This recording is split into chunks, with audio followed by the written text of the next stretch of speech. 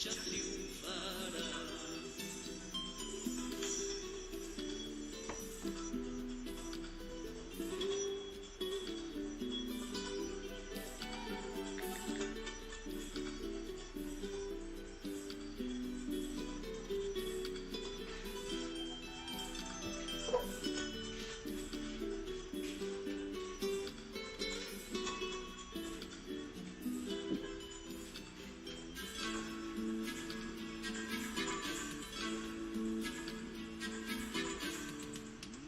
Adelante sus vistas con valor y dignidad, la verdad y la justicia son las armas a escribir.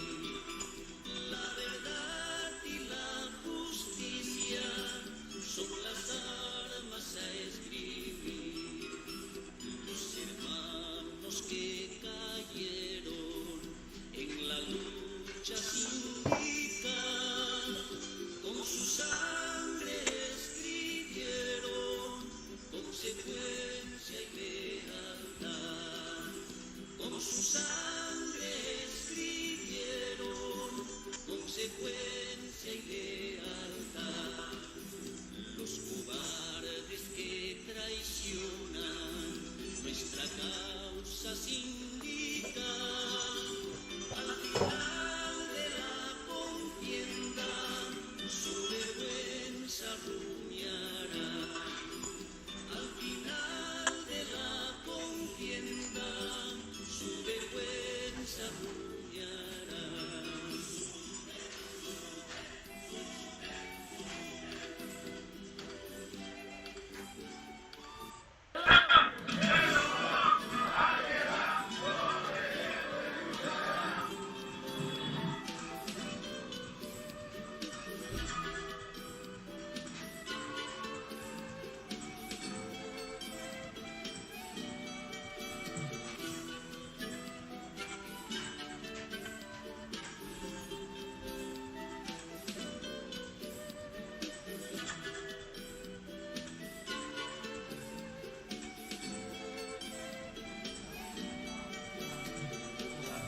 Costa, sierra y selva, los maestros firmes van, los mejores luchadores del campo y la ciudad, los mejores luchadores del campo y la ciudad.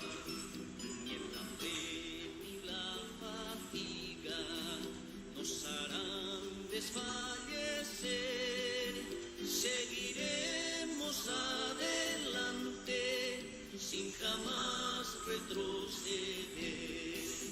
Seguiremos adelante sin jamás retroceder.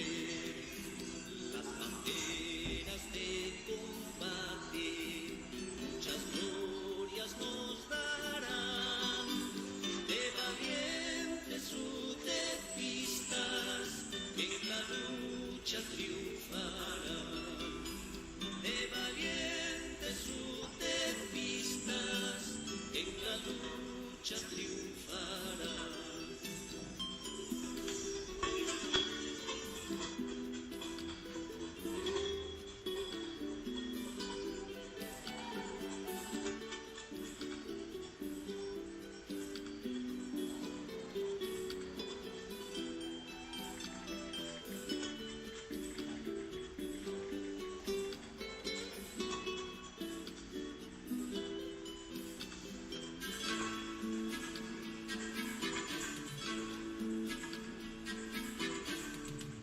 Adelante sus vistas con valor y dignidad, la verdad y la justicia son las armas a escribir.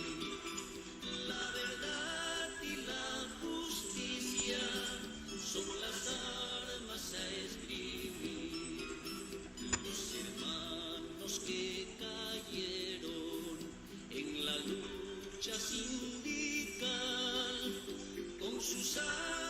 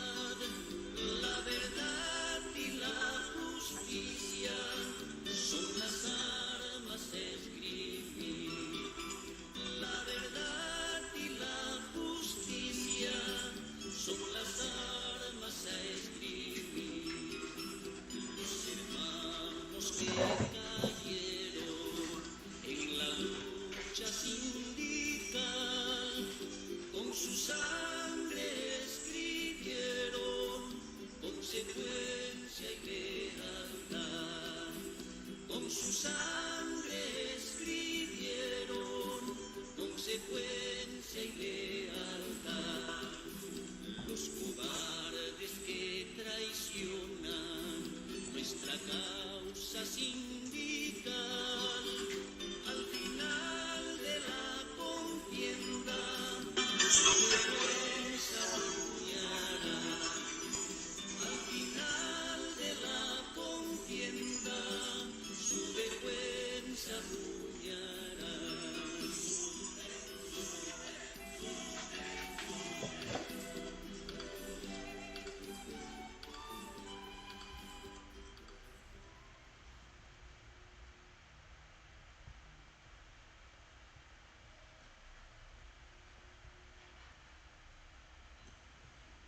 Muy buenas tardes compañeros, maestros. Iniciando pues, continuando con las actividades por el 50 aniversario de la fundación del sindicalismo clasista. Hoy nos encontramos en la presente actividad, ¿no? Este fórum latinoamericano, ¿no? Hemos podido pues poder organizar como parte de estas actividades el foro Los gobiernos de turno en las políticas educativas y el papel de las organizaciones sindicales. Contamos con la presencia, ¿no?, de John Alberto Ramírez Torres, que es del Movimiento por la Defensa de los Derechos del Pueblo, ¿no?, MODEC Colombia, también de Rodrigo Mancilla del Sindicato Único de Trabajadores y Trabajadoras de la Educación de Chile, y también de del maestro Fidel Alcántara Hernández, titular de organización del sector 5, coordinador de la Coordinadora Nacional de Trabajadores de la Educación CENTE, México, ¿no? En primer lugar, expresarles pues el agradecimiento a estas organizaciones sindicales hermanas, ¿no?, latinoamericanas, de estos respectivos países, representaciones pues de maestros también del sector popular, ¿no?, por acompañarnos en la fundación del sindicalismo clasista. Y pensamos nosotros que parte de la historia del sindicato, ¿no?, es del sindicato del SUTEC clasista y combativo, es parte de la historia de nuestro pueblo, ¿no? Y también la historia de nuestro pueblo está íntimamente ligada a los intereses de los pueblos de Latinoamérica en la recuperación de sus derechos, beneficios y libertades, que hoy por acción del neoliberalismo pues han sido barridos, y corresponde pues a las nuevas generaciones recuperarlos. Y más que más fecha pues que en estos 50 años reafirmarnos en esa tarea a los diferentes maestros, ¿no?, de nuestro país, para poder derrumbar esta reconstitución de nuestro sindicato clasista, ¿no?, guiado por el pensamiento de Mariátegui, ¿no? Con eso, colegas, vamos a dar inicio a la presente actividad, ¿no? Vamos planteando de que esta actividad es organizada por el Comité de Reconstitución del Sur de Lima Metropolitana, ¿no?, de las bases regionales, ¿no?, por una línea sindical clasista. Lo encabeza el profesor Marco Quispe Crispín, el presidente Marco Quispe Crispín del Comité de Reconstitución. Con ello, colegas, vamos a dar inicio con el ponente de Colombia, John Alberto Ramírez, reiterando el tema: los gobiernos de turno en las políticas educativas y el papel de las organizaciones sindicales. Con ello vamos a dar inicio para aperturar esta actividad con las palabras del profesor Marco Quispe Crispín. Con ello vamos a luego pasar con la tanda de ponentes. Profesor Marco, para que pueda aperturar con unas palabras el presente foro latinoamericano, profesor Marco.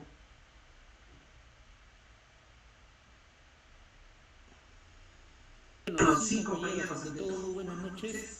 Bueno, estamos en la continuación de nuestra tarea, en este caso por conmemorar los 50 años de fundación del sindicato clasista y combativo, ¿no? Un sindicato que ha dado muchas glorias, ¿no?, en la conquista de nuestros derechos, y ha sido también centro de persecución y también de negación de nuestro derecho a la organización sindical, ¿no?, enmarcados en un derecho incluso internacional. Pero esa es la lucha, ¿no?, la lucha de clases, y hoy venimos acá continuando la gran tarea, pues, ¿no?, de la reconstitución del sindicato único, en este caso bajo los lineamientos de nuestro gran amauta, pues, José Carlos Mariátegui, que nos dejó ese gran legado y su seguidor, ¿no? Y su seguidor en este caso, Germán Carrorío. Y en esa tarea, compañeros, es que vamos a desarrollar el evento, el presente evento, como parte del homenaje que se le está brindando, en este caso al maestro, y a la conmemoración y reafirmación del sindicalismo clasista en nuestro país, ¿no? Y yo creo que el magisterio cada vez viene encarnando esa tarea, y en esa tarea estamos marchando, ¿no? Y a la misma vez, bueno, expresaremos también nuestra posición sobre lo que viene aconteciendo a nivel del mundo, en América, el papel de los gobiernos, del gobierno de turno y la educación en nuestro país, ¿no? Como parte de los intereses de nuestro pueblo, como parte de los intereses de los trabajadores de educación, que realmente en carne propia viven la realidad concreta que atraviesan los padres de familia, pues, ¿no? La situación viva con la que viven. Es así, compañeros, que bueno, iniciaremos el presente foro internacional, ¿no? Como se estipula y como está programado. Sí, compañeros, eso sería todo. Bueno, gracias colega. Con esas palabras de apertura del presente foro latinoamericano, a nombre del profesor Marco Quispe, ¿no? De representación del Comité de Reconstitución de Ceuta y Lima Metropolitana en estos 50 años de conmemoración por la fundación del sindicalismo clasista, vamos a dar inicio a este foro latinoamericano titulado Los gobiernos de turno en las políticas educativas y el papel de las organizaciones sindicales. Está a cargo de John Alberto Ramírez Torres, él es del MODET, del Movimiento por la Defensa de los Derechos del Pueblo, Colombia. Con usted, maestro, iniciaríamos, compañero. Sí, claro. Primero que todo, un saludo de buenas tardes, buenas noches. Aquí en Colombia, pues tenemos la misma franja horaria que el Perú. Un saludo para todas y para todos. Es muy agradable en nuestra parte, digamos, compartir con los compañeros, no solamente de Perú, sino también con los correspondientes de México y Chile, unas ideas alrededor de un tema tan importante que es la educación. Pero también quiero destacar y saludar que el sindicalismo en nuestra región, Latinoamérica y en todos nuestros países debe seguir siendo clasista. Clasista porque es allí donde surgen todas las dudas, nos vivimos todos los padecimientos que como pueblos tenemos, y es estos principios clasistas los que nos guían y nos orientan para dar todas estas luchas, que a veces avanzamos, a veces obtenemos triunfos, a veces somos golpeados, hemos sufrido derrotas parciales, pero precisamente como decía el compañero Marco en su momento, es precisamente la lucha de clases, un escenario abierto donde nada está determinado y digamos que está todo por hacer. Bueno, en Latinoamérica, digamos en nuestro país Colombia, hace 15 días atrás tuvimos un escenario de lucha electoral en el cual un gobierno de carácter progresista, digamos, pudo llegar a ser gobierno.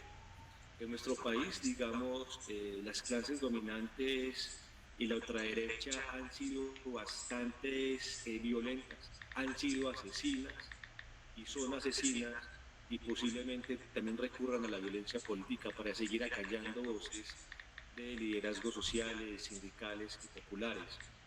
El gobierno progresista que hace 15 días obtuvo, digamos, un triunfo muy importante. De hecho, en términos cuantitativos, fue la elección con más votos que tuvo.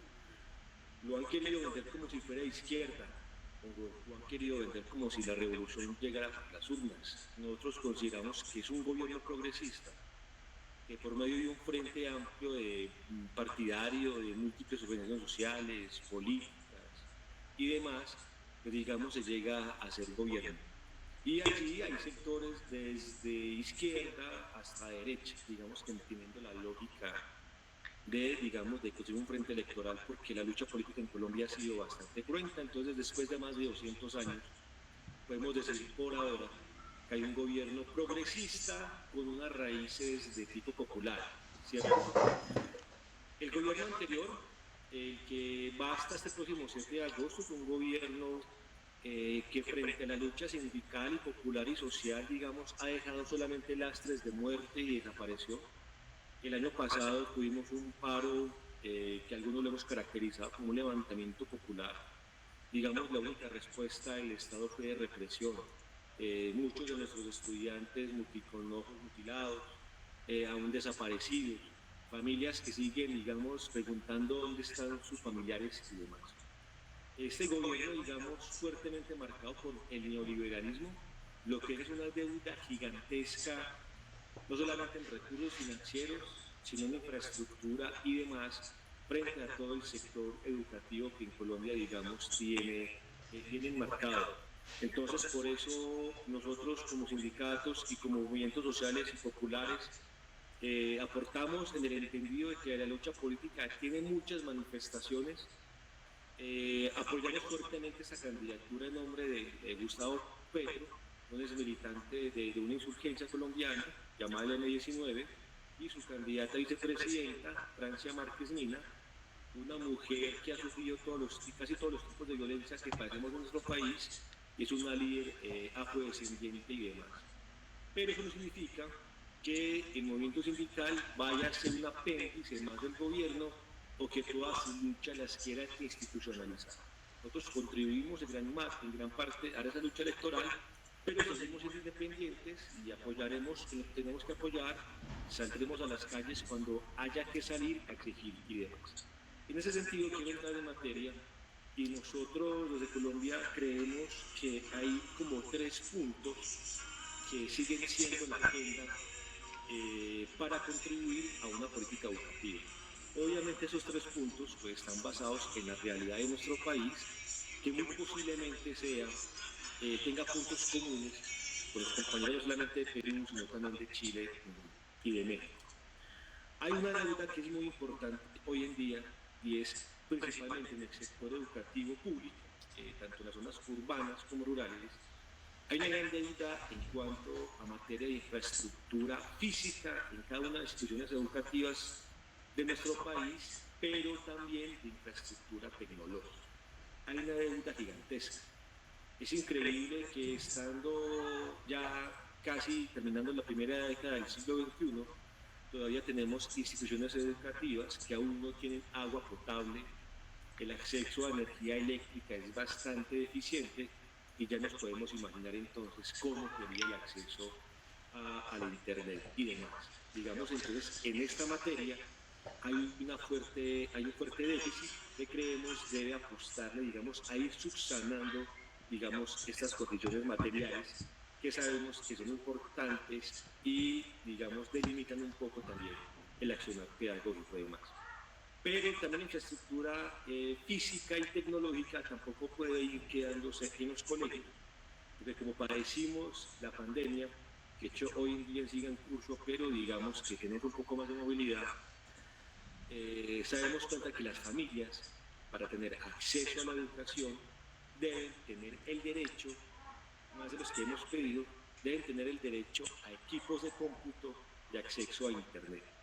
Porque nuestra realidad acá en Colombia, mientras estamos en el confinamiento, pero debíamos continuar con el proceso educativo, digamos, casi que todo lo hacíamos era por el medio de la red social de WhatsApp. Muy pocos estudiantes tenían acceso al equipo de cómputo y tenían acceso al Internet para acceder a eso. Sí, porque sabemos que en nuestro caso el WhatsApp, digamos que fue una herramienta usada a último momento, porque precisamente debido al déficit de infraestructura física y tecnológica, digamos, no teníamos plataformas tipo Moodle, algún tipo de plataforma que nos permita tener clases sincrónicas y asincrónicas y demás. Digamos que esa es otra de las brechas que tenemos que ir como a aportar o exigir del movimiento sindical, digamos, a esos gobiernos, que hay una ola, digamos, en Latinoamérica, puede haber una nueva ola, un ciclo de gobiernos de carácter progresistas. Entonces, y eso significa una inyección de unos recursos económicos muy importantes. En nuestro país, hace más de 20 años, hubo una reforma constitucional que cambió el mecanismo, la fórmula en la cual distribuía los recursos a cada uno de los municipios y departamentos, y de allí se destinaba para el sector salud y educación. Y los cálculos es que después de más de 20 años de aplicar esta contrarreforma, digamos, en los gobiernos de Uribe, digamos, de gobiernos de corte fascista, la deuda con nuestro sector, principalmente el de salud, es de más de 200 billones de pesos en nuestro caso. Entonces, para cerrar este punto brevemente, es una deuda en cuanto a la infraestructura física y tecnológica de nuestras instituciones educativas, pero también darle capacidades y elementos materiales a las familias o a nuestra comunidad educativa para que los y las estudiantes puedan acceder de una u otra manera al conocimiento que está en la red, y eso implica internet y también, digamos, equipos de cómputo. Hay otro elemento fundamental que como debemos aportar y seguir insistiendo en la política educativa, y es todo lo que tiene que ver con las condiciones laborales de nuestras compañeras y de nuestros compañeros. En nuestro caso, digamos, cada vez, si nos comparamos nuestros salarios con los demás funcionarios estatales, a nuestro gremio todavía le faltan ciertos puntos porcentuales para tener salarios profesionales. Hay ahí también una gran lucha en cuanto a esta materia. Tenemos un sistema de salud totalmente, digamos, entregado a la corrupción, y tenemos un sistema en el cual siempre nos llegan medicamentos, nos llegan la oportunidad o el ingreso oportuno a citas médicas con especialistas, donde las cirugías o los tratamientos médicos son demorados, digamos, para ser aprobados, y esto ha hecho que las enfermedades de todo tipo, físicas y mentales y demás, en nuestro gremio se vayan incrementando. Nosotros estamos exigiendo que haya un cambio en el modelo de salud, y en este caso para el pueblo en general, pero especialmente para nuestros doctores de magisterio, que sea público, universal, digamos, que los maestros, independientemente de las regiones donde estemos, digamos, podamos acceder a los servicios de salud de calidad oportuna.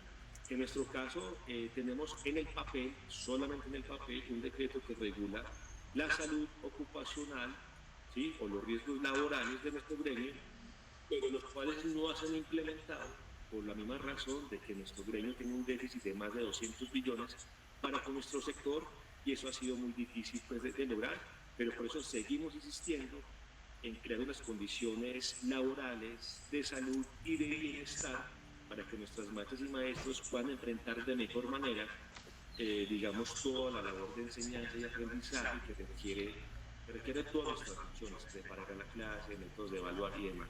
Entonces hay varios puntos. Toda una política de salud y de bienestar laboral que incluye salarios, acceso a servicios médicos de salud dignos y de calidad, y una política de bienestar y de salud ocupacional dentro de cada una de las instituciones que permita afrontar de mejor manera las situaciones de salud que contamos cada una de las áreas. Y quiero cerrar el tercer punto con esto para dar paso a otros compañeros, y es en cuanto a lo público.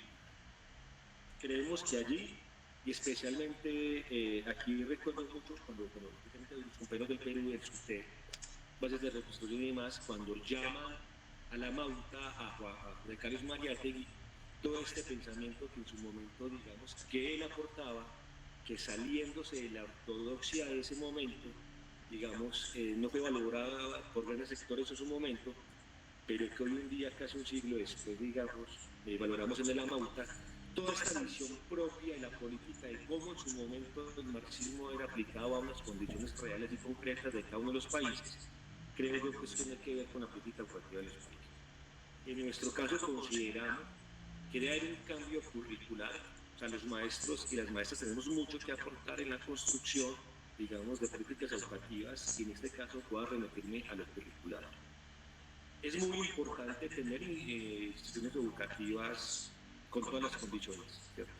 Que las familias tengan acceso a internet, cómputo y a bibliografía y demás, pero necesitamos un contenido curricular, un contenido evaluativo que esté en función, digamos, de pensarnos, de repensarnos nuestros países, aportar en su transformación social, y eso implica allí también tener todo combate en las luchas de las ideas. Necesitamos una educación que no solamente esté al servicio del trabajo, bajo la lógica del mercado neoliberal. Necesitamos una educación que combata y reconfigura esas relaciones humanas y sociales que el capitalismo en su fase neoliberal, digamos, ha instaurado en nosotros de una u otra manera, bajo la lógica de la competitividad, la lógica del sálvese quien pueda, del humanismo, y también la lógica aquellas de que si yo estoy bien, pues no me importa cómo está la gente. Necesitamos unos currículos que estén en función de la transformación de la sociedad. Entonces yo creo que estas tres ideas, que espero más adelante se abra otro espacio, desarrollarlas un poco más, especialmente el último tema, frente a la propuesta de política educativa en cuanto al currículo, en cuanto a los sistemas de evaluación, y digamos que sea la pedagogía la que nos diga y nos oriente cómo deben ser las condiciones en el aula, y no simplemente, digamos, una política financiera que nos diga cuántos son los miembros en el aula. Entonces, compañeros y compañeras, yo sé que me parece mucho la palabra, y para que le demos vía a este foro, dejo estos 3 elementos planteados, y más adelante entonces los voy a compartir con ustedes, y nuevamente muchas gracias por la invitación. Muchísimas gracias al ponente. El ponente es John Alberto Ramírez Torres, él es del MODET de Colombia, del compañero es del Movimiento por la Defensa de los Derechos del Pueblo, ¿no? Agradeciendo pues su participación, ¿no? En este 50 años de conmemoración de la fundación del sindicalismo clasista, ¿no? Aclarando, compañeros, que el Comité de Reconstitución del Sur de Lima Metropolitana seguía pues por la línea sindical clasista y los principios fundacionales, ¿no? De Germán Caro Ríos. Bajo esa premisa vamos a continuar con el ponente, Fidel Alcántara Hernández. Él es maestro, es dirigente, titular de organización del sector 5 de la Coordinadora Nacional de Trabajadores de la Educación de la CENTE México de Michoacán, ¿no? Con ello, profesor Fidel, para que pueda dar inicio.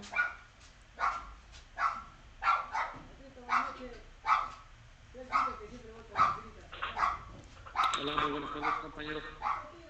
Pues primeramente felicitar a mi compañero de Colombia que expuso hace un momento y agradecerles la invitación que me hacen aquí a mi persona. También dar un reconocimiento a los compañeros maestros que nos acompañan, como son los de Chile y los compañeros de Colombia. Pues compañeros del SUTE, Lima Metropolitana, bases regionales del SUTEM y Comité de Reconstrucción del SUTE Lima Metropolitana, muchas felicidades por sus 50 años de conmemoración de la fundación del sindicato clasista. Tengo que empezar diciendo eso, que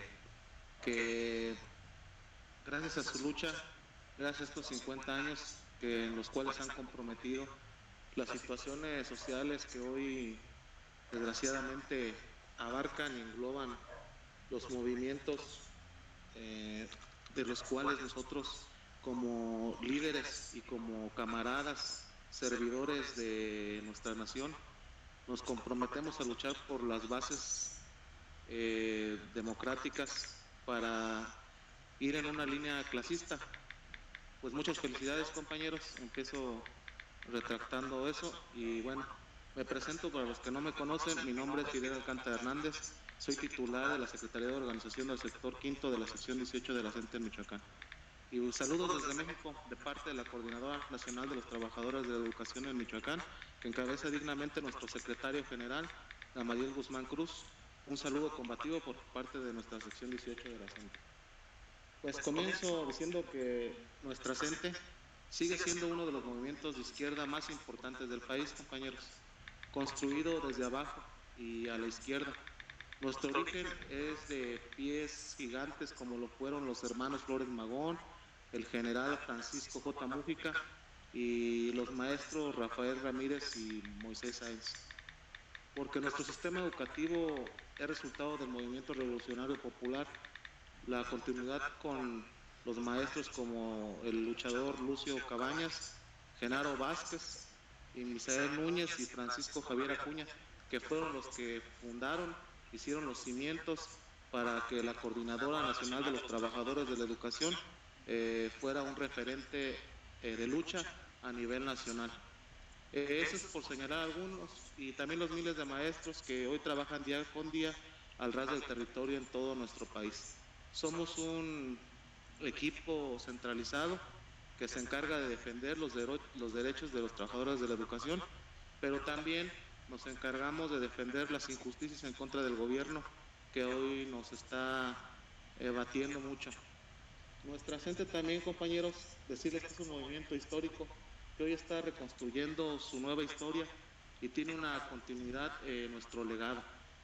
Actualmente, hoy estamos llamando a construir una nueva CENTE, que responda a los nuevos tiempos, una defensa de la educación con un derecho humano y la defensa de los derechos de los trabajadores, que tiene como finalidad, compañeros, convertirse en una amalgama que nunca más debe ser vista por separado.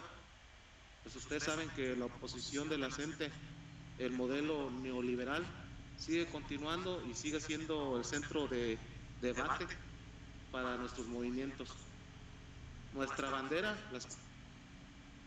y la oposición a los modelos del mercado de la educación hemos sido un factor el cual han querido aplastar y reprender, porque si bien dice nuestro artículo 3 constitucional que todos tenemos que tener derecho a una educación laica, gratuita y de calidad, el gobierno no ha demostrado y no nos ha dado esas armas para que ese artículo 3 funcione de manera correcta.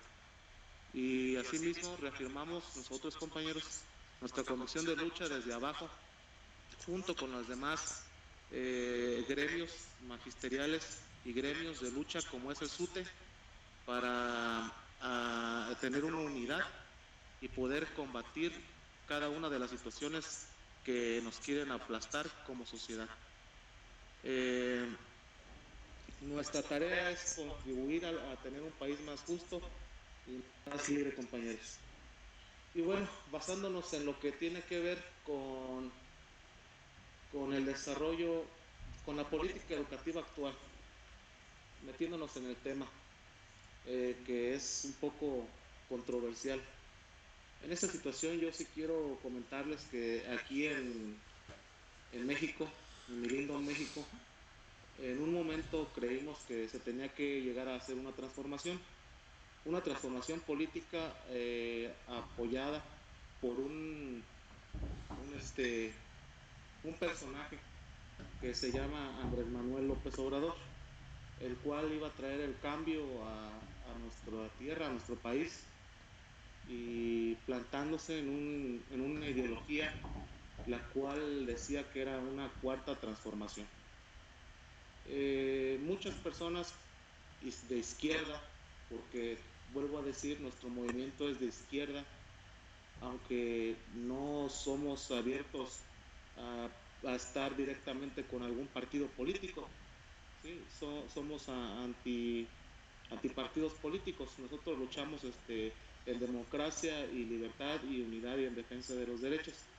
Pero este actor, Andrés Manuel López Obrador, logra llegar a ser presidente de México y haciendo un partido político al cual se conoce como Morena, porque ya muchos de ustedes lo conocerán, es muy famoso. Ya había la dictadura del PRI, la dictadura del PAN, habían pues acabado con el país, más el PRI. Hay una frase que decimos mucho, que muchos son PRIAN, porque se juntaron los dos para poder luchar contra el régimen morenista.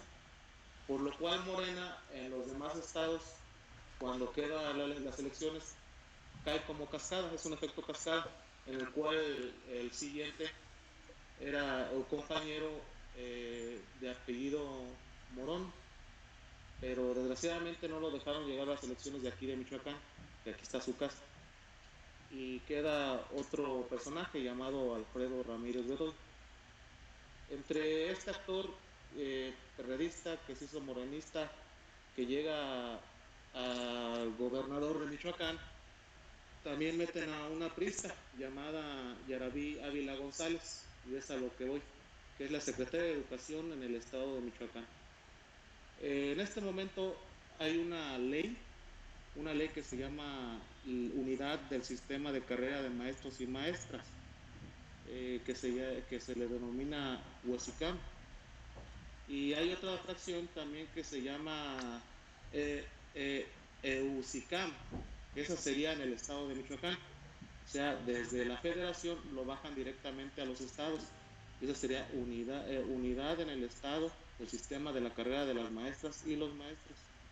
Esta organización o este órgano está facultado para procesar los servicios, reglamentar los derechos, referir los servicios profesionales de los compañeros docentes, decir también cuáles son sus derechos y obligaciones, establecer sus perfiles, parámetros, indicaciones, y según ellos todo lo hacen con mucha transparencia,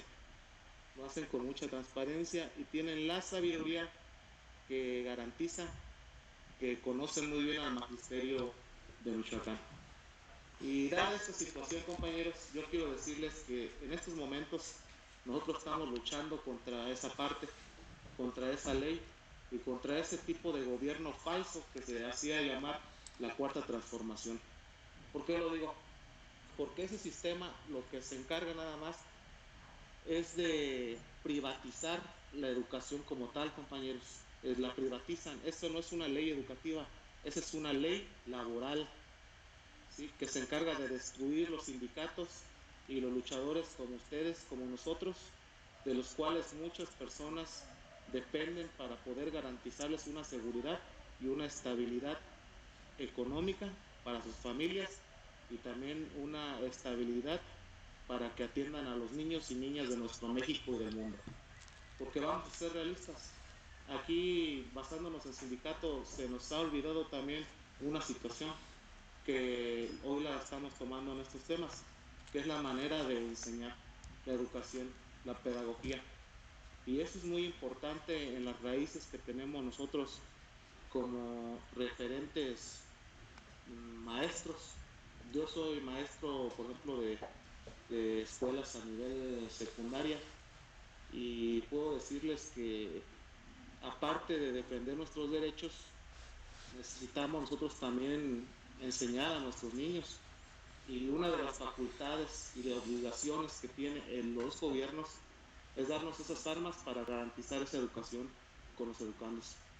Es una lástima que esta situación que hoy nos embate aquí en México y más en Michoacán, pero eso sí, Michoacán siempre ha sido luchador, siempre hemos tratado de sacar la casta adelante a pesar de todas las situaciones que hemos vivido en nuestro estado.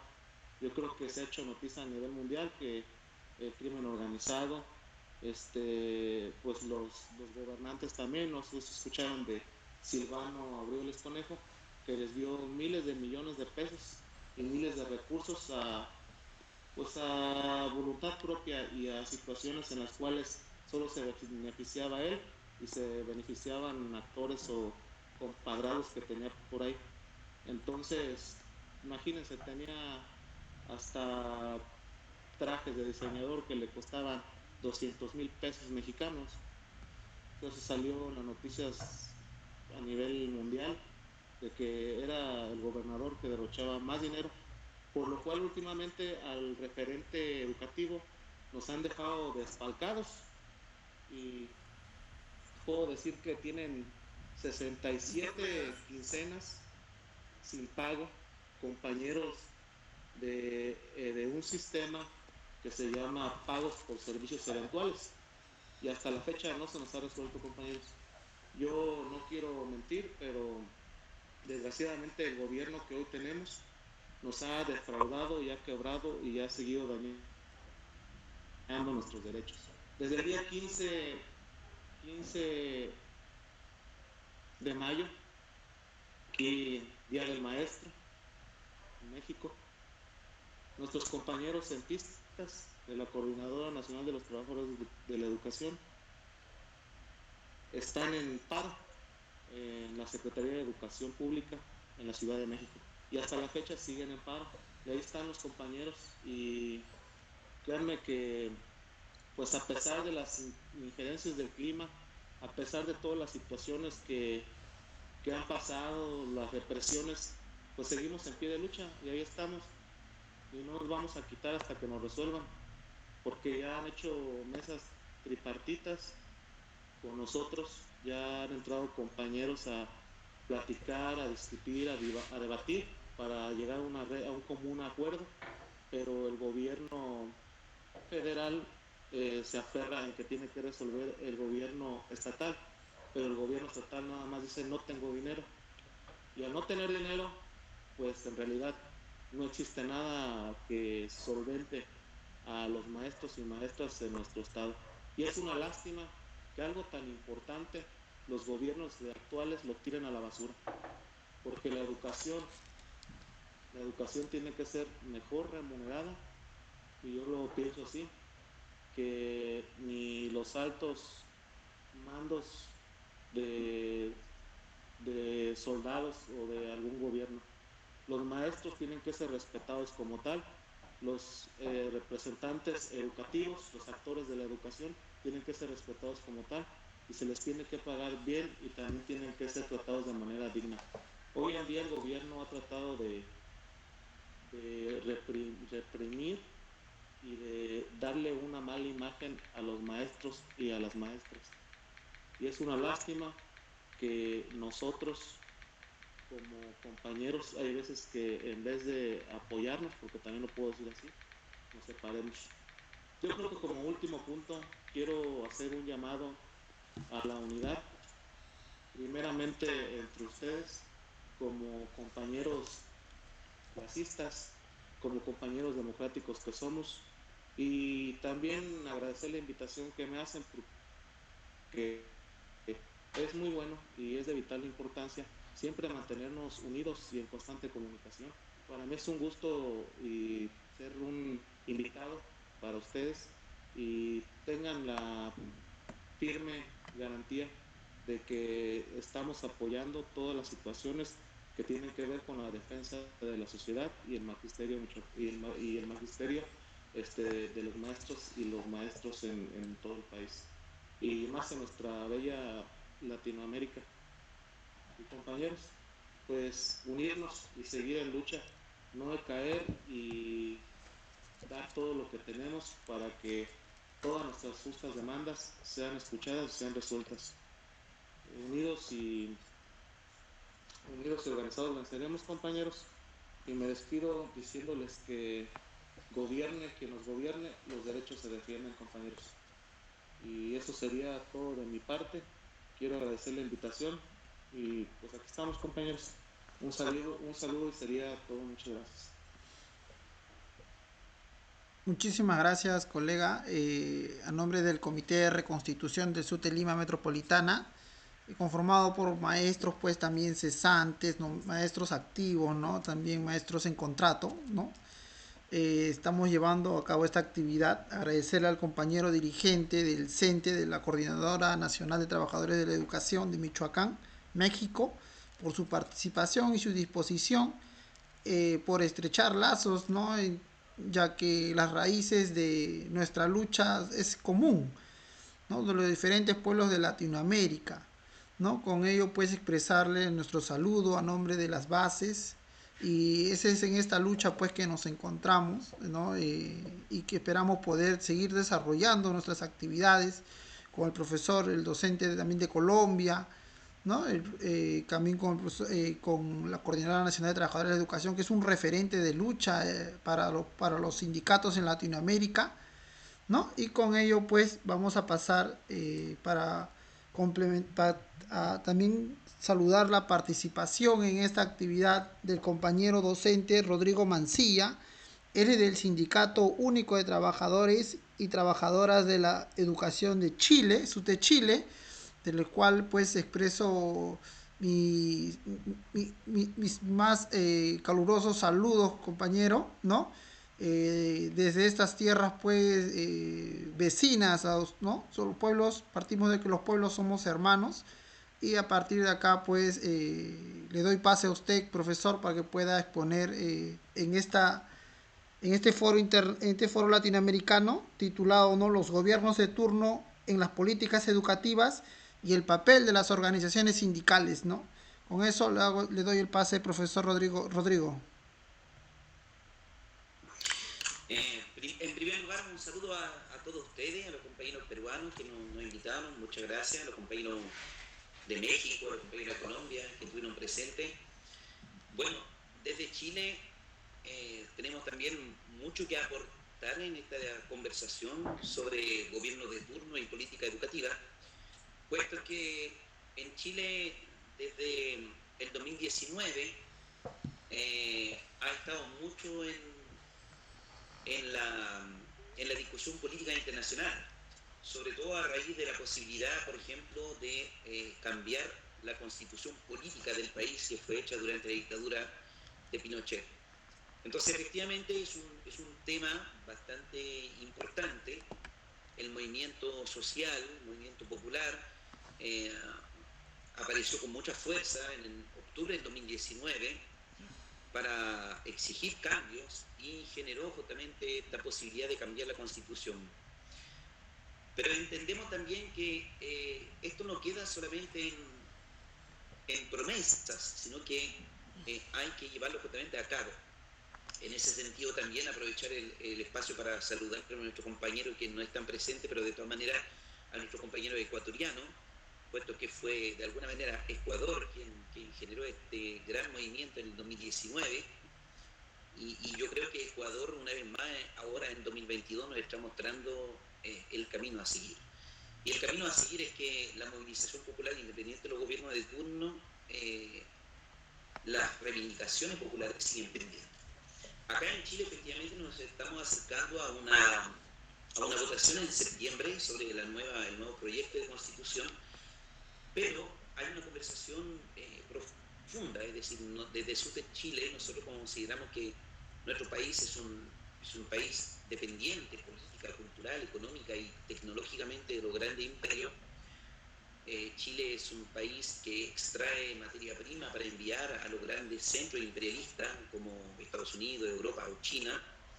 Y en ese contexto, nosotros consideramos que la educación es un sector estratégico, al igual que la renacionalización de los recursos naturales y las grandes empresas estratégicas. El sector educativo tiene que ser justamente, para nosotros es un sector estratégico que debe ser tarea del Estado. Y en ese sentido, recordar que en Chile no existe educación del Estado. En Chile todo el sistema educativo está externalizado, está fuera del Ministerio de Educación. Por lo tanto, nosotros no sabemos si estamos conversando de la misma situación política, pero como Chile fue el experimento del neoliberalismo en los años 80, acá en Chile no existe un sistema educativo estatal. Lo que se llama educación pública es una educación externalizada a nivel del municipio, pero que tampoco pertenece al Estado. Entonces nosotros tenemos un sistema 30% externalizado a nivel del municipio y un 60% externalizado a nivel de lo particular subvencionado, un 10% externalizado a nivel de lo particular privado. En ese contexto, lo que se está conversando acá en Chile hoy día a raíz del cambio de la Constitución son dos conceptos, que yo no sé si existen los equivalentes en Perú, en Colombia o en México. Nosotros tenemos el concepto jurídico de la Constitución del 80, que es la libertad de enseñanza.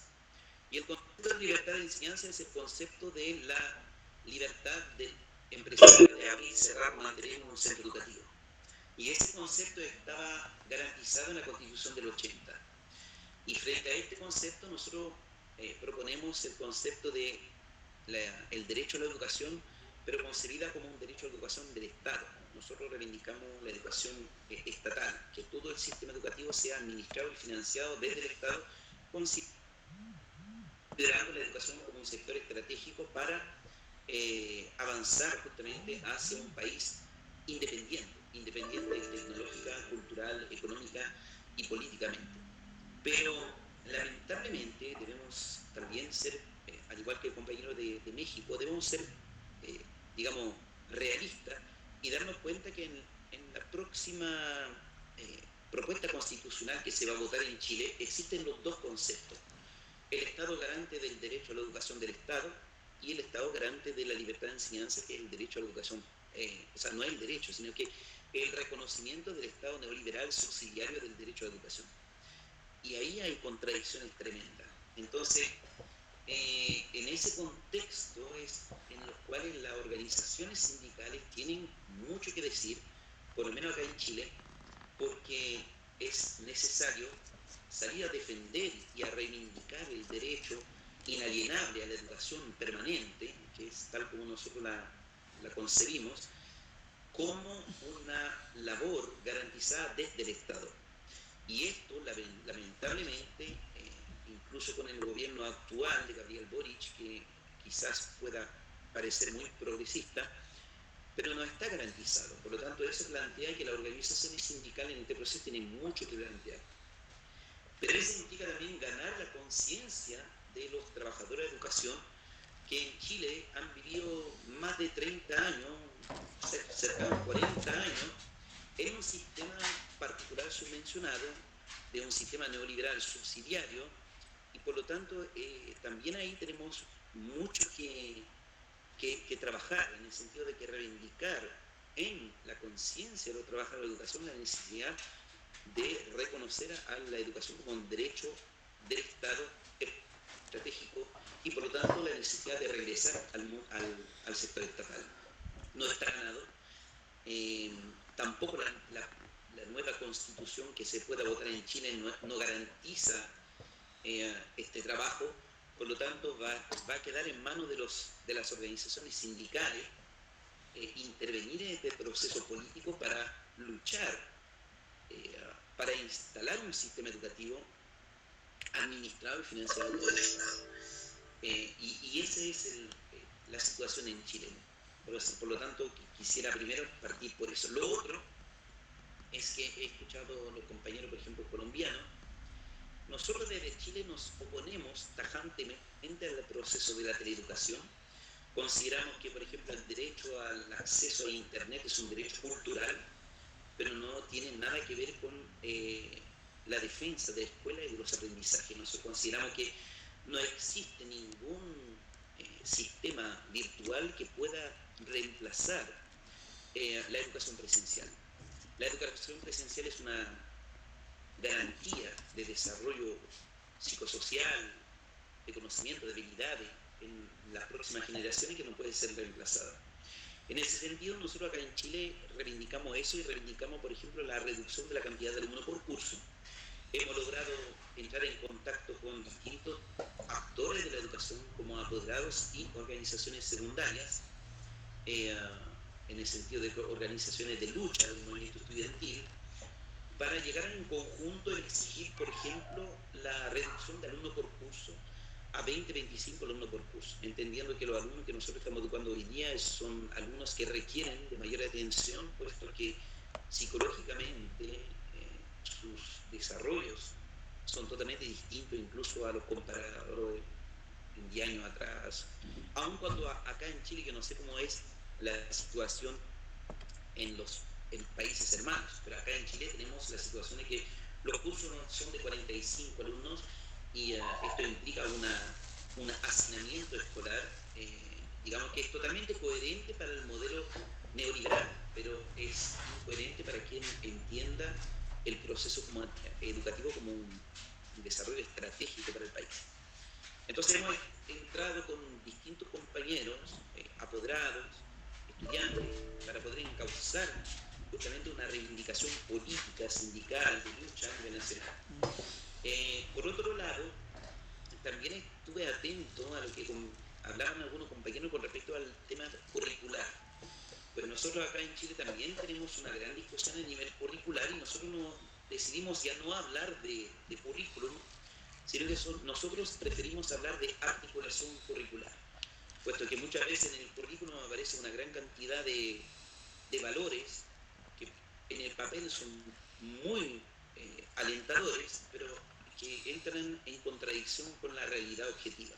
Nosotros preferimos hablar de articulación curricular en el sentido de que el currículum tiene que ser coherente con las condiciones de enseñanza, las condiciones laborales, las instituciones auxiliares del Estado que tienen que apoyar evidentemente en la intervención en el establecimiento para poder desarrollar esos supuestos valores que el currículum pretende desarrollar en las próximas generaciones, y la organización interna de los centros educativos que tiene que ser concordante con esos valores, porque muchas veces nosotros hemos estado durante 40 años, durante la dictadura y durante estos gobiernos pseudo-democráticos, con muchos currículum que hablaban de integración, democracia, pero nosotros nos damos cuenta que con el sistema privatizado chileno no existe democracia en los centros educativos, no existe nada que conduzca realmente a la consecución real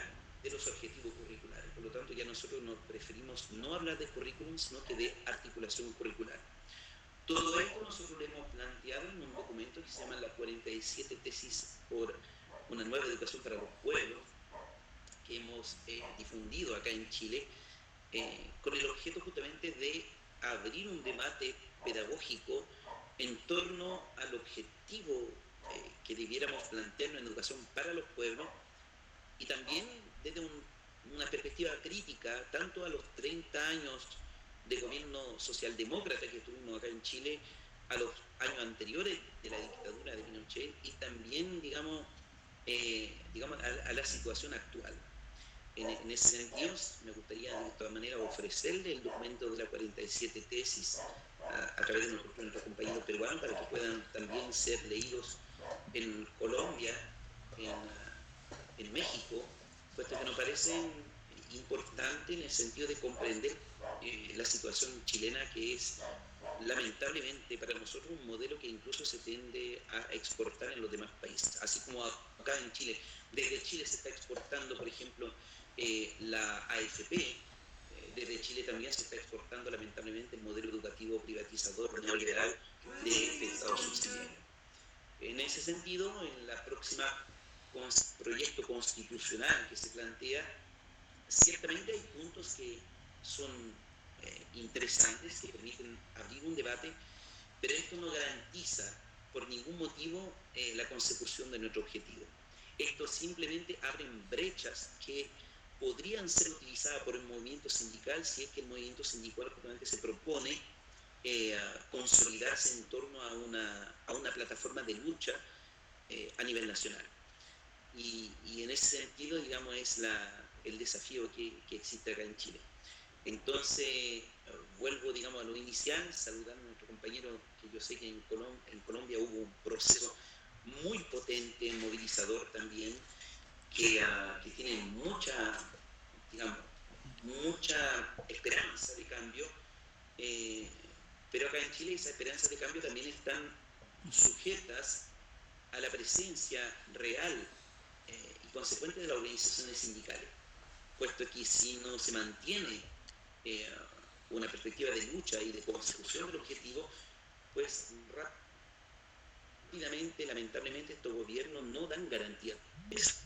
No significa que no hay que estar cosas, en el fondo significa que hay que estar presente con una presencia política, sindical, y sin lugar a duda, ojalá una presencia en la movilización, puesto que tenemos claro que todos estos temas son temas de leyes.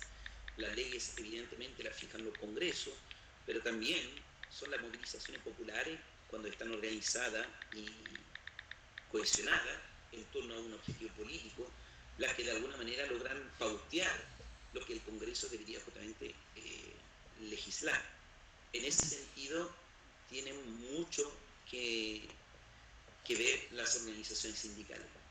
Entonces, eso en cuanto a mí. También felicitar a los compañeros peruanos también que están en un proceso importante a nivel nacional, donde también tengo entendido que se ha abierto la posibilidad de un cambio de constitución, pero también es muy importante que las organizaciones sindicales participen activamente en estos procesos y que no sean procesos cambiados desde los partidos políticos que han estado en estos regímenes durante los años anteriores. Si son las organizaciones sindicales las que deberían estar presentes con sus perspectivas concretas.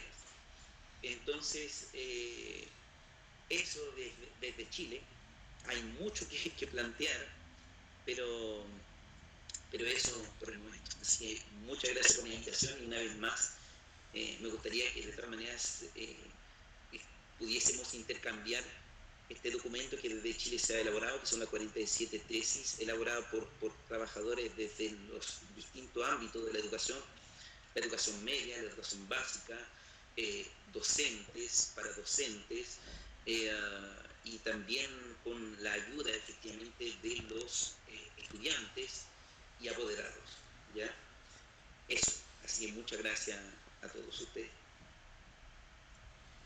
Muchas gracias al maestro Rodrigo Mancilla. Él es del Sindicato de Trabajadores y Trabajadoras de la Educación de Chile.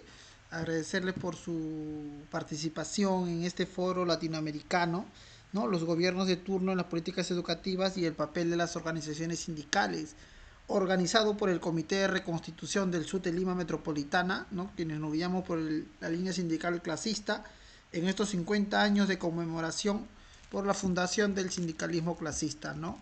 Reiterando pues nuestro saludo a nombre del comité y también de las bases, ¿no? Clasistas y democráticas y progresistas de nuestro país, de los profesores, ¿no? A nombre de ellos pues también saludarlo a todos los ponentes. Con ello vamos a pasar también a escuchar al profesor Marco Quispe Crispín. Él es presidente del Comité de Reconstitución del Sur de Lima y también va a dar su participación en este foro latinoamericano, los gobiernos de turno en las políticas educativas y el papel de las organizaciones sindicales, ¿no? Y contextualizarlo a la situación de nuestro país, ¿no? Con ello, profesor Marco, le doy la palabra, profesor Marco. Sí, primero saludar la intervención de los compañeros, ¿no? De diferentes países y bueno, vemos que la problemática es una sola, pues, ¿no? A nivel de las políticas educativas que vienen aplicándose en América Latina, ¿no? Con algunas especificaciones a nivel, bueno, en cada país, ¿no? Pero el camino es uno solo, ¿no? Impulsar la política, persistir en esta política de privatización, ¿no? Y negar el derecho al trabajo al magisterio, ¿no? vulnerando derechos, el derecho a la estabilidad, pues, laboral. Y en ese contexto nosotros partimos, pues, por analizar la situación internacional, ¿no? Y entendiendo justamente que actualmente se vienen agudizando las contradicciones imperialistas, ¿no? Y que se ha aumentado en este caso violentamente las zonas de disputa, ¿no? Y se han concentrado en Europa, ¿no? Y persiste, ¿no? La pretensión en este caso de Estados Unidos de incorporar a Ucrania y a la OTAN, y hasta incluso han planteado dotarle de una bomba atómica, ¿no? Y por otro lado la invasión de Rusia de Ucrania para controlar esta zona, bueno, impidiendo que este sea una base de OTAN, pues, ¿no? De la OTAN, ¿no? Y en ese contexto es que el gobierno de Ucrania viene avalando campañas, pues, racistas, ¿no? Y se viene implanteando sanciones perversas, ¿no? Draconianas, ¿no? En la economía política, en la política, en la tecnología, en la información, ¿no? En la diplomacia, en el arte, y hasta se llegaron al deporte, ¿no? Y que viene afectando incluso todo esto al pueblo ruso y ucraniano, ¿no? Entonces, y eso repercute innegablemente en todo el mundo, ¿no? Y eso es la situación que vivimos que se está viviendo a nivel internacional, ¿no? Y cómo este gobierno ucraniano reaccionario, dentro de sus filas viene incorporando batallones nazis, ¿no? Recluta incluso mercenarios de otros países y les está exigiendo armas y aviones a la OTAN y a los norteamericanos, ¿no? Y se viene aplicando obviamente una represión violenta contra los pueblos de Ucrania, ¿no? Que se han alzado contra el fascismo y bueno, están exigiendo, están planteando la autodeterminación, ¿no? Entonces vemos que a nivel internacional nosotros como sindicatos planteamos, ¿no? Que Estados Unidos es una superpotencia que actualmente se encuentra en declive, ¿no? Y fortalece su alianza, mientras él fortalece su alianza con Europa, China lo viene haciendo con Rusia, ¿no? En pugna, en este caso imperialista, que acelera en este caso los preparativos de una guerra mundial, ¿no? Y en ese proceso nosotros los trabajadores y el pueblo, ¿no? del mundo, ¿no? De América Latina, no necesitamos, pues, al imperialismo que está hundiendo a la humanidad en una profunda crisis económica, política, ideológica, ¿no? ¿Para quién? Para el beneficio de un puñado de supermillonarios y que viene generando pobreza y opresión, como vemos en las regiones de África, Asia, América y hasta propia Europa y Estados Unidos, ¿no? Lo que nosotros planteamos frente a esa situación como parte de una situación internacional a nivel del mundo es que los trabajadores hemos impulsado una movilización ¿no?, internacional contra esta guerra imperialista, ¿no?, y todas estas atrocidades que viene generando este sistema capitalista contra la clase trabajadora, ¿no?, y condenar el papel de la OTAN, ¿no?, y todas estas alianzas imperialistas, y combatir la política de odio entre naciones, ¿no?, y apoyar y fomentar el internacionalismo proletario, ¿no? En ese sentido también nos reafirmamos, ¿no?, en entender que la contradicción principal entre los pueblos y naciones oprimidas es la contradicción, ¿no?, que viene rigiéndose en el mundo, y que ni las imposiciones, ni las restricciones, ¿no?, por la pandemia, ni la represión con el pretexto del terrorismo, ¿no?, ni las campañas de información en el mundo han impedido que el pueblo se movilice, ¿no? Y las luchas se vienen gestando a nivel del mundo, ¿no? Ahí vemos la India, Filipinas, Colombia, Chile, Bolivia, Perú, Ecuador, en todos los países, ¿no?, incluso en el mismo Estados Unidos. Pero vemos a nivel internacional y a nivel del mundo que aún hay una limitación y sigue siendo la falta de una dirección correcta que unifique y enrumbe las luchas, pues, por la emancipación de la humanidad. Y en ese marco, América Latina, nuestra patria grande, ¿no?, de la cual Estados Unidos considera su traspatio, es motivo de pugna, ¿no?, una pugna imperialista entre China y Rusia, ¿no?, por controlar las inmensas riquezas y ejercer un dominio político de nuestro país, ¿no?, más en los pueblos latinoamericanos, pero estos cada vez venimos, ¿no?, entendiendo la comprensión de que nada vamos a sacar del imperialismo y que tan solo organizándonos y uniéndonos en nuestra defensa de nuestros derechos, de nuestra soberanía, en contra de esta política neoliberal, por una sociedad más libre, ¿no? Y saludar también la resistencia del pueblo venezolano que viene luchando, pues, contra el imperialismo, ¿no? Entonces, en ese marco vemos, ¿no?, de que en nuestro país nos hemos desenvuelto en una política neoliberal de más de 35 años, ¿no?, que es impulsado por el neoliberalismo y la gran burguesía que ha saqueado y ha hundido nuestra industria nacional, ha negado derechos fundamentales, ha empobrecido a las grandes mayorías y ha generado una crisis general de nuestro país en el Perú, ¿no? Porque hoy lo que vivimos en nuestro país, en Perú, es una crisis general, que vemos, pues, la descomposición de esta democracia, ¿no?, de esta denominada democracia en nuestro país, que afecta al pueblo y a la clase trabajadora, ¿no? Y como educadores lo vemos diariamente en los papás de nuestros alumnos, ¿no? Reflejándose, obviamente, esto en la pandemia, no más, que generó cerca de 200.000 peruanos fallecidos en un sistema de salud colapsado, ¿no? Y estas son algunas pruebas, ¿no?, de esta descomposición de este Estado peruano, que el capitalismo ya no, bueno, ya no da para más, ¿no? Y en ese proceso hemos visto cómo es que la gran burguesía, ¿no?, los grandes capitalistas han enriquecido y han explotado a la clase trabajadora, ¿no? Y en ese proceso se ha manifestado en nuestro país el abandono de la educación, ¿no? Y viéndolo en este atraso escolar de 2 años, ¿no?, en una precaria infraestructura de los colegios que ha amenazado un tercer año de atraso, ¿no? Casi nos vamos a un tercer año de atraso, ¿no? Y estos servicios ineficientes para el pueblo, ¿no?, por el propio abandono que los gobiernos de turno y toda esta política neoliberal ha tenido al pueblo, ¿no? Vemos también que en lo político, cómo es que la clase política y sus múltiples partidos y organizaciones sociales se han dedicado, pues, a saquear, a robar, a desenvolverse en corrupción y perseguir, ¿no?, y encarcelar y negarle el derecho al trabajo a los que luchan o denuncian el sistema de explotación, ¿no? Entonces, y ahí tienen justamente los medios de comunicación para poder engendrar esa opinión pública, ¿no? Entonces, este es un medio que ha utilizado y se ha plasmado, pues, se ha evidenciado en la huelga 2017 con el denominado terruqueo.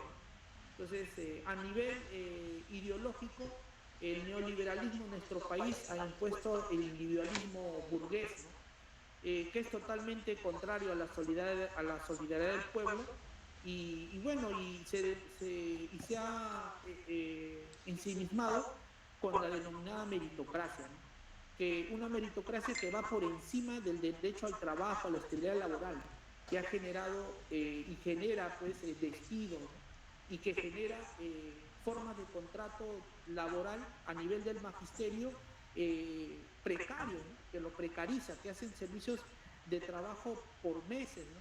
O a veces por años, por un año, y manteniendo la incertidumbre el próximo año, ¿no? Con leyes, una legislación laboral totalmente contraria al derecho al trabajo, ¿no? Esa es la situación en la que hoy se vive en nuestro país, ¿no? Pero frente a eso, nosotros también podemos manifestar lo que se ha presentado en estas últimas elecciones generales, ¿no? En las últimas elecciones generales, el pueblo expresó su rechazo y de alguna manera su esperanza en elegir un presidente, a un maestro sindicalista, ¿no? Cuya principal bandera de cambio por el cual llegó fue el cambiar la constitución neoliberal a través de una asamblea constituyente, ¿no? Sin embargo, ya tenemos cerca de 8 meses o 9 meses que actualmente manifiesta pues una deficiente gestión, ¿no? Y este gobierno ha sucumbido pues a la presión de la derecha, manteniendo el orden liberal y dejando de lado la bandera de la nueva constitución y remozando la política neoliberal, ¿no? Y manteniendo una ley de reforma magisterial, en este caso intacta, en su estructura, ¿no? Entonces, viendo pues, ¿no?, que el pueblo necesita obviamente un cambio de un modelo económico neoliberal, ¿no?, que se implantó desde el 93, ¿no? Y eso obviamente se va a tener que dar en una asamblea constituyente. Y en ese proceso nos reafirmamos pues, como trabajadores de educación en el surgimiento pues, del Sindicato Único de Trabajadores de Educación, que estamos adheridos a la línea sindical clasista y guiados por el pensamiento José Carlos Mariátegui, que a nivel en nuestro país significó un salto cualitativo como organización popular, ¿no? Y durante muchos años el Sindicato Único fue la más grande y combativa organización sindical del país, ¿no?, que enfrentó a las clases dominantes y sus gobiernos de turno y defendió al pueblo, ¿no? Pero hubo problemas, ¿no?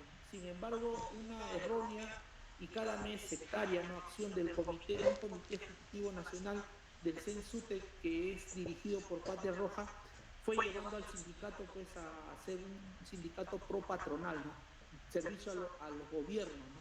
Y abandonó en este caso nuestro lema, que es por una línea sindical clasista, y lo traicionó a cambio de controlar la derrama magisterial, ¿no?, que es justamente como un banco pues de los maestros, ¿no?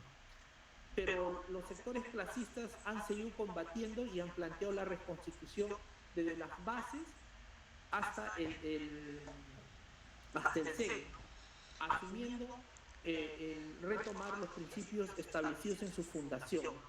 Y en ese proceso es de que se ha desenvuelto y nos hemos desenvuelto, pues. Pero aprovechando este prestigio, ¿no?, que se da en la huelga 2017, ¿no?, con una actitud de caudillo y oportunista, en este caso el que hoy es presidente del Perú, Pedro Castillo, y sus seguidores, ¿no?, y los que hoy algunos han pasado a ser congresistas, ¿no?, que como Mariátegui diría en uno de sus escritos, ahora son los domesticados del neoliberalismo en el Parlamento, porque no defienden, o como lo planteara Lenin, los intereses del pueblo dentro de la tribuna de la burguesía.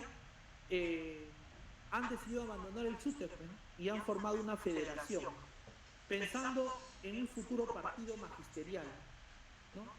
Y lo que han logrado es dividir el magisterio, ¿no?, y han llegado de que este CEN pro patronal, vende patria, vende huelgas, levantara cabeza, ¿no?, y siga usurpando el glorioso SUTE, ¿no? Entonces,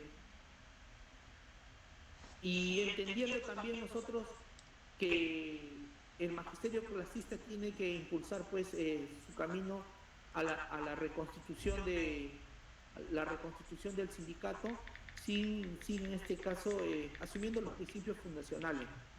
Eso es lo que podría plantear, compañeros.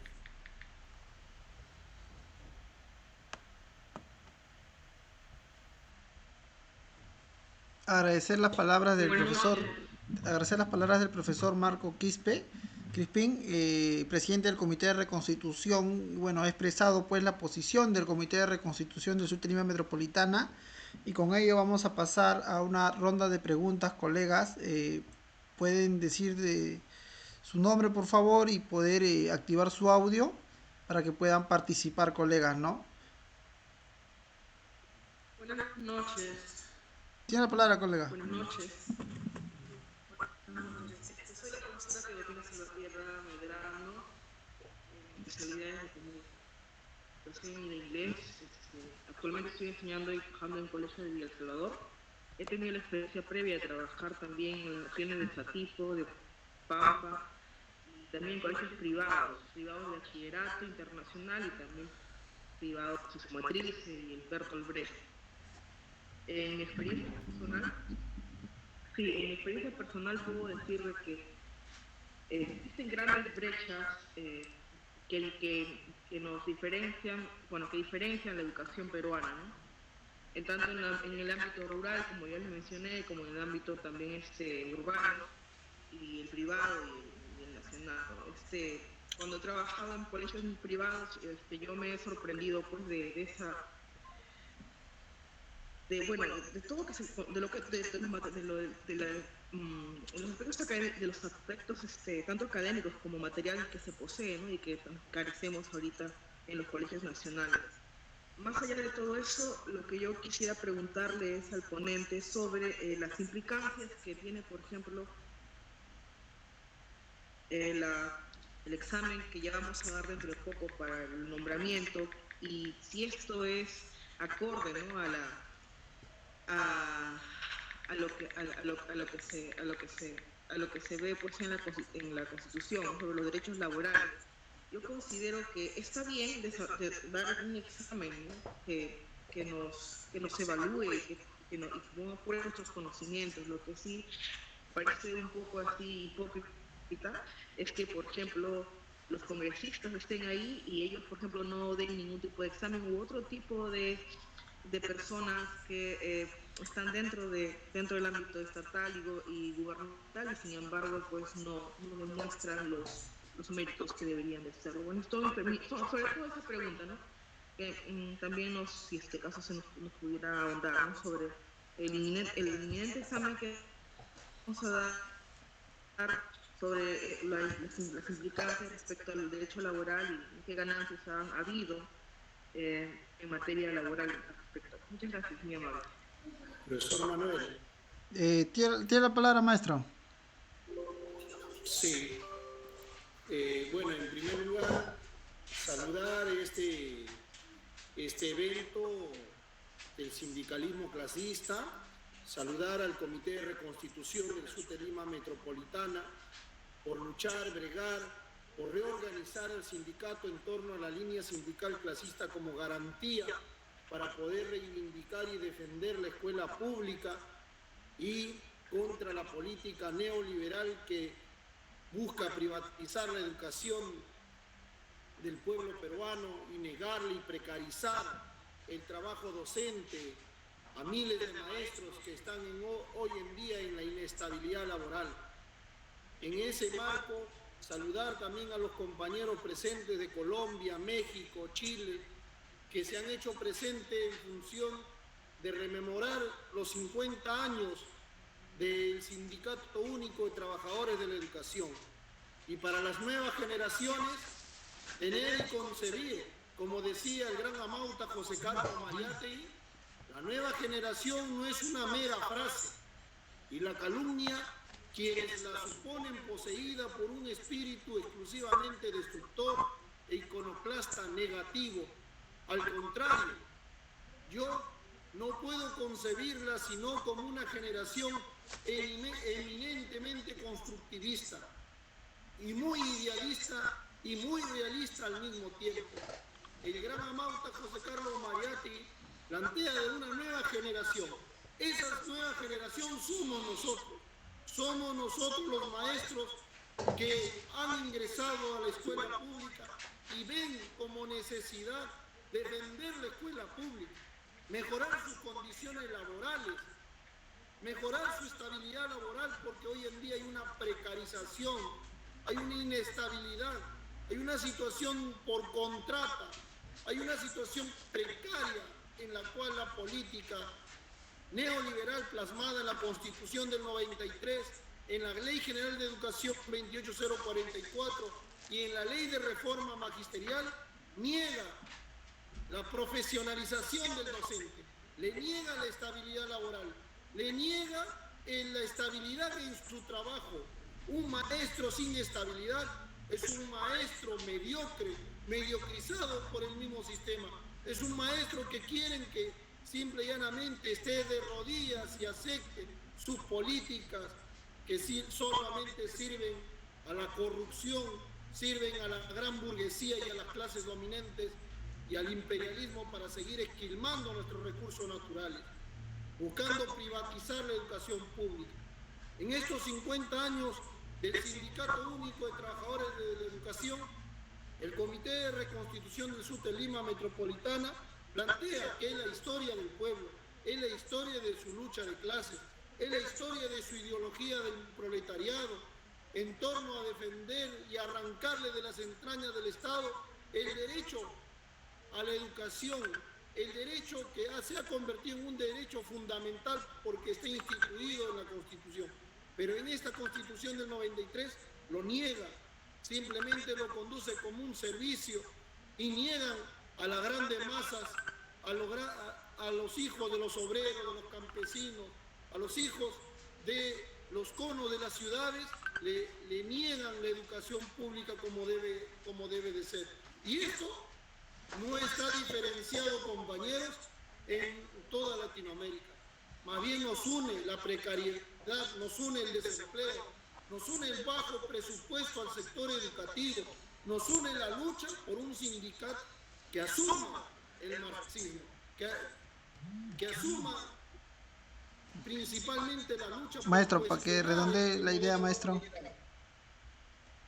Para finalizar, como decía José Carlos Mariátegui, la vida y las personalidades egoístas, burocráticas, apocadas del profesor decorativo y afortunado influyen inevitablemente en la ambición, el horizonte y el programa del estudiante de tipo medio. Profesores estériles tienen que producir discípulos estériles.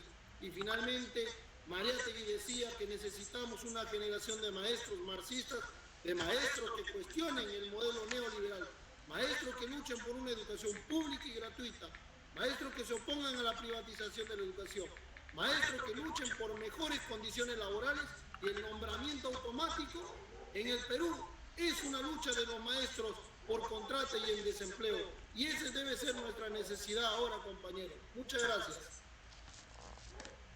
Agradecerles, maestros, reiterarles, otro colega que pueda participar, maestros, expresando nuestro agradecimiento pues a los ponentes, ¿no?, en esta actividad, ¿no? Cuyo tema es los gobiernos de turno en las políticas educativas y el papel de las organizaciones sindicales, ¿no? Hemos contado con ponentes de maestros del Movimiento por la Defensa de los Derechos del Pueblo, MODET Colombia, ¿no? También con el Sindicato de Trabajadores y Trabajadoras de la Educación Chile, ¿no? También de la Coordinadora Nacional de los Trabajadores de la Educación de México, ¿no?, cuyas han planteado pues sus posiciones acerca del papel de los gobiernos de turno en sus respectivos países, así también como su mirada pues pedagógica y política en el sector educación, ¿no?, desde el punto de vista de las organizaciones sindicales, ¿no? de sus respectivos países, colegas. Otro colega que desee participar, maestros, para poder pasar con los ponentes nuevamente, para poder finalizar exitosamente este foro, colegas.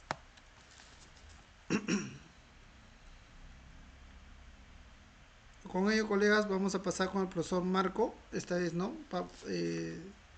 con el otro de esta manera. Profesor Marco, para que pueda usted iniciar esta ronda, para poder culminar esta presente actividad. Bueno, sí, compañeros, yo creo que este evento lo que debe servir justamente a entender pues que la problemática educativa es una problemática ligada justamente al problema económico, ¿no? Económico y político. Y lo que el magisterio debe de luchar en su conjunto es por conseguir la estabilidad laboral, ¿no? Y una estabilidad laboral justamente que garantice pues un desarrollo profesional, ¿no? Y también personal y familiar, ¿no? Lo cual hoy en este modelo neoliberal se ha negado, ¿no? Se ha negado y se niega, ¿no? Y para los demás compañeros de América Latina, sí, a nivel de nuestro país, se va a librar un proceso de contrato, pues se va a librar un proceso de contrato que es parte de la política laboral del neoliberalismo, ¿no? Que en el fondo no se cuestiona en función a su forma, en el fondo, ¿no? A cómo se niega el derecho a la educación pública, cómo se niega el derecho a la estabilidad laboral, ¿no? Con la denominada meritocracia, ¿no? Y buscan deslegitimar nuestras demandas, nuestras exigencias, en reducirnos a que no queremos dar examen, ¿no? Acá el problema no es de conocimiento, sino es de derechos, de poner por encima de una falsa meritocracia el derecho al trabajo, el derecho a la estabilidad laboral, ¿no? Y se sabe muy bien que esta situación no es igual para todos los trabajadores. Al magisterio se han ensañado tanto esta política neoliberal que le aplican pues constantemente política de evolución punitiva, ¿no? A todo el magisterio, ¿no? Pero vemos sectores, ¿no?, de trabajadores de la alta burocracia, como es el Banco Central de Reserva del Perú. Ellos no tienen evaluaciones, ¿no? Ellos no son sometidos a leyes de estabilidad laboral, ¿no? Y hay sectores también públicos, ¿no?, que no están sometidos a estos tipos de leyes, ¿no?, pero son privilegiados, son parte de la casta burocrática. Entonces, esa es una situación que se debe de ir cambiando, pero se sabe muy bien que a nivel del magisterio, a nivel de Latinoamérica, debemos hacer una lucha conjunta e ir unificando nuestras demandas, ¿no?, bajo los lineamientos pues, del sindicalismo clasista. Eso sería todo. Con eso vamos a pasar con el otro ponente, es el compañero de a ver,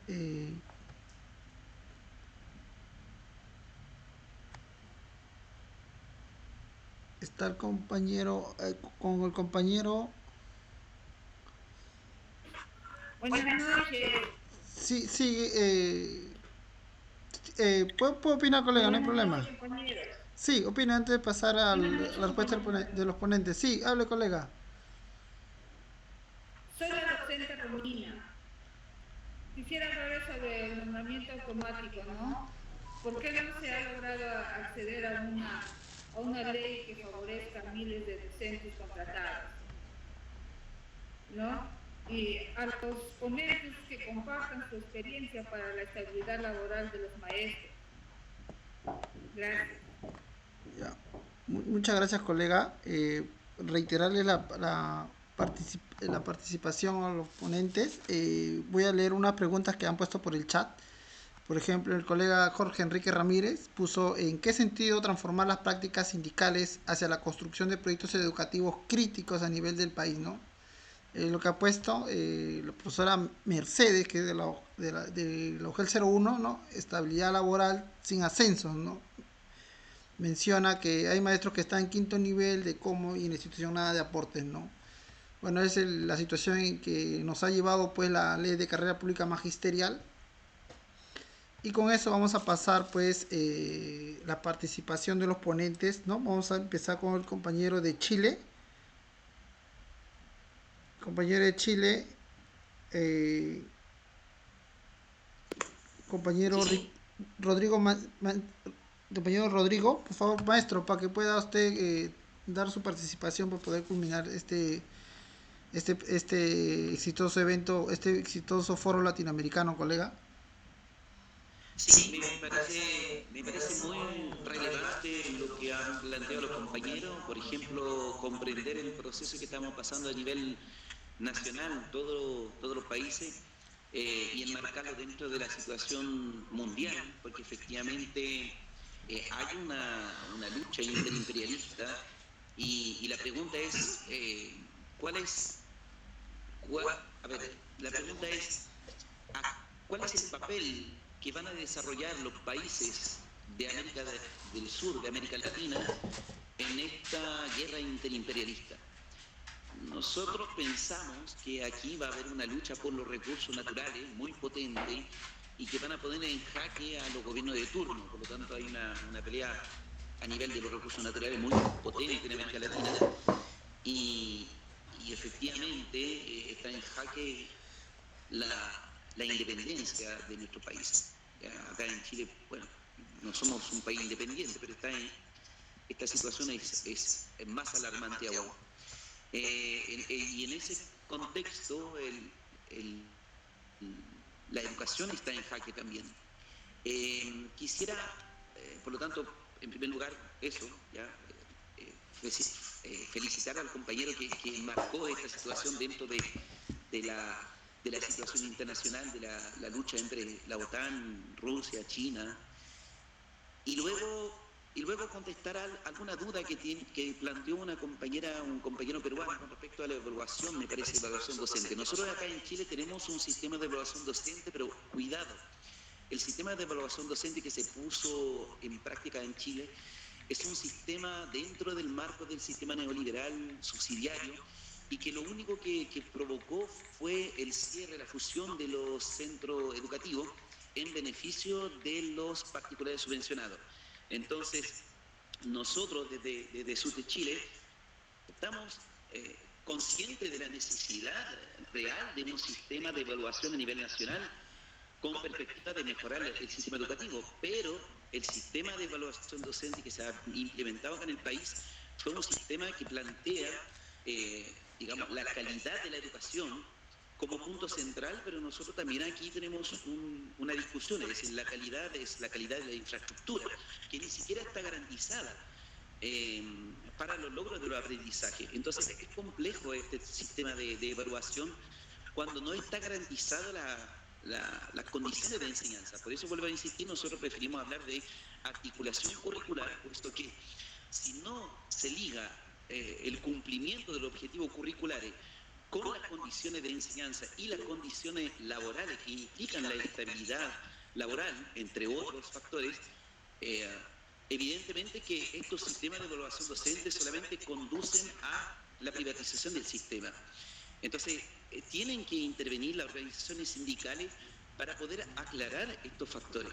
La evaluación docente en sí no es mala siempre y cuando esté consciente de que la evaluación de los docentes en cuanto a los cumplimientos de los objetivos de aprendizaje tienen directa relación también con las condiciones laborales, las condiciones de enseñanza, la organización interna de los centros educativos y también el apoyo de las organizaciones auxiliares del Estado, que son todos los ministerios, el Ministerio de Salud, el Ministerio del Trabajo, el Ministerio de acá en Chile, por ejemplo, o sea, se requiere de un sistema plurinacional que reconozca, por ejemplo, la importancia y la reivindicación de los sectores de los pueblos originarios. Y claro, no se puede, por lo tanto, desligar la evaluación docente de las condiciones reales, objetivas, ¿ya? Tal como nos han enseñado, y usted con justa razón reivindican a nuestro gran exponente de la crítica latinoamericana como Mariátegui.